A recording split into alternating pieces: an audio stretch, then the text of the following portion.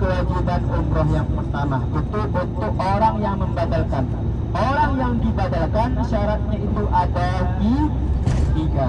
Bapak Ibu boleh mengambil salah satu syarat dari tiga syarat tersebut. Boleh mengambil salah satu dari tiga syarat tersebut. Yang pertama adalah yang dibatalkan syaratnya adalah orang yang sudah meninggal dunia.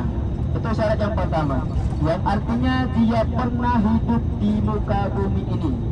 Dia bukan fiksi, bukan Superman, bukan Batman, bukan Naruto, bukan Upin Ipin. Yang artinya dia pernah hidup di muka bumi ini. Dia pernah terlahir, dia pernah bernapas di muka bumi ini. Itu yang jelaskan ke sini. Ustaz, kalau janin yang meninggal dalam perut itu boleh atau tidak? Tidak boleh. Nah, kenapa? Karena dia belum menghirup udara dunia ini. Yang artinya dia tidak sah untuk dibatalkan umrahnya walaupun dia manusia. Jelaskan ke sini. Itu yang pertama, harus sudah meninggal dunia. Yang artinya dia pernah hidup di muka bumi ini. Ini perhatikan yang badal. Yang kedua adalah, yang syarat kedua adalah orang sakit parah. Orang sakit garis bawahi sakit parah. Demam kan sakit betul, pilek kan sakit betul, batuk kan sakit betul, tapi tidak dikategorikan sakit parah. Sakit parah contohnya apa? Stroke, di ICU, cuci darah. Yang artinya dia tidak bisa beraktivitas pada manusia umumnya. Contohnya batuk kan sakit, tapi dia bisa beraktivitas pada manusia umum, bisa berjalan, bisa beraktivitas. Dia tidak dikategorikan sakit parah. Syarat kedua adalah orang sakit parah. Ini yang dibatalkan. Jadi dia sakit parah, contohnya stroke, lumpuh, atau di ruang ICU, atau dia tidak bisa bangkit dari tempat tidur, yang artinya dia tidak bisa beraktivitas pada manusia umumnya. Jelas sampai sini? Jelas? Yang pertama adalah orang yang sudah meninggal dunia. Yang kedua adalah orang yang sakit parah. Yang ketiga adalah orang tua yang sudah uzur atau sudah pikun, atau dia tidak bisa beraktivitas pada manusia umumnya. Jadi Bapak Ibu boleh mengambil salah satu dari tiga syarat tersebut. Boleh mengambil yang dibatalkan orang yang sudah meninggal dunia, boleh yang mengambil orang sakit parah, atau boleh mengambil orang tua yang sudah uzur. Jelas? Jelas sampai sini? Oke.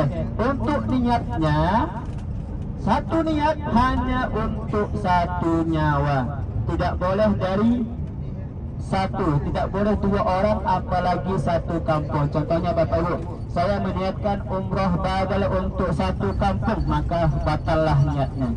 Saya meniatkan untuk si A dan si B, maka batallah niatnya, maka batallah umrohnya. Jelas? Satu niat untuk satunya. Contohnya Bapak Ibu meninggal dua-duanya, orang tuanya sudah meninggal dunia dua-duanya.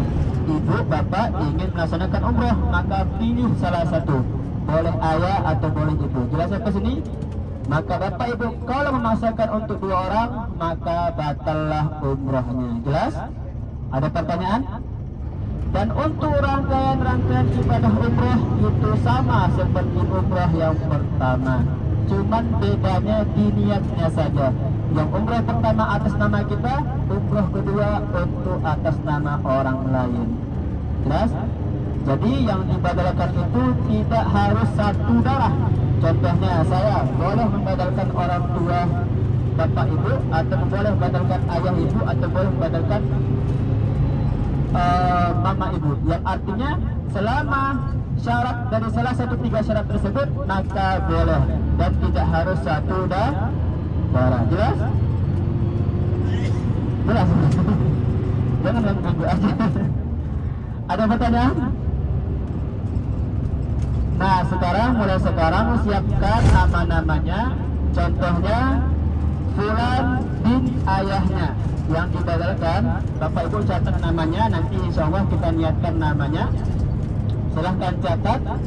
Contohnya laki-laki Fulan bin ayahnya. Kalau perempuan Fulanah binti ayahnya. Jadi nasab itu, keturunan itu dari ayah, bukan dari ibu ya. Jadi silahkan telepon orang keluarganya di Indonesia, kalau supaya tidak tahu, supaya kalau tidak tahu namanya, nama ayahnya. Ustaz, saya ingat orangnya, saya ingat nama ayah saya yang sudah meninggal, tapi tidak ingat nama kakeknya. Tetap boleh. Yang penting dia pernah hidup di muka bumi ini. Jelas?